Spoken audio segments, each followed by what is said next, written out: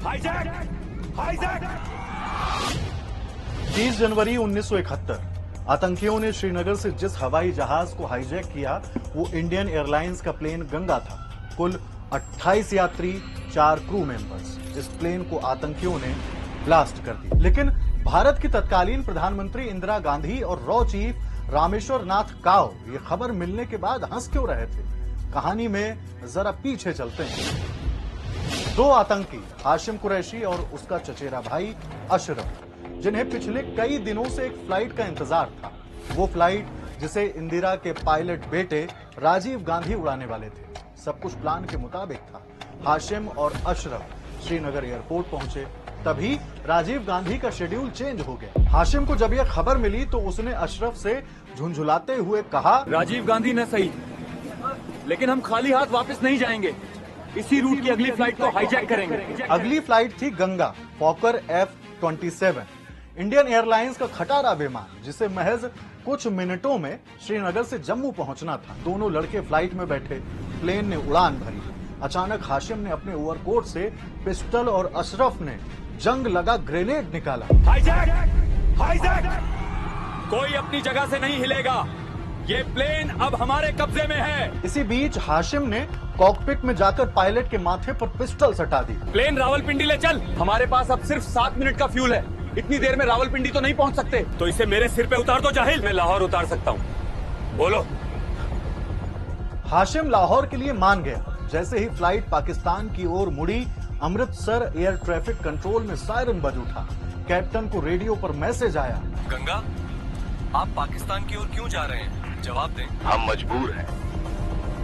2 हथियारबंद लोगों ने प्लेन हाईजैक कर लिया है, जबरन लाहौर ले जा रहे हैं। मैसेज देश में जंगल की आग की तरह फैला।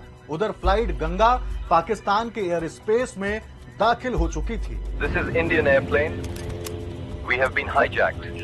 Requesting permission for emergency landing. Lahore ATC ने तुरंत इस्लामाबाद में पाकिस्तान के राष्ट्रपति जनरल याहया खान के ऑफिस फोन लगाया। हाईजैकिंग की ये खबर सुनते ही खान के दिमाग में शैतानी ख्याल आया।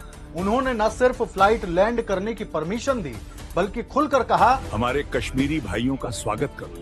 405 runway 27 clear to land।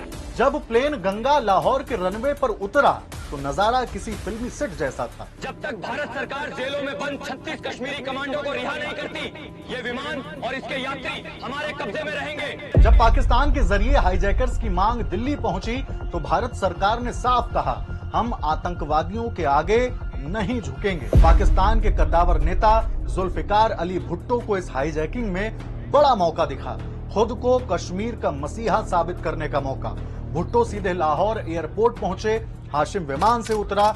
Bhutto ने मीडिया के सामने उसे गले लगा लिया। पाकिस्तान दुनिया के सामने खुद को दरियादिल देश दिखाना चाहता था, मानवाधिकारों का रक्षक।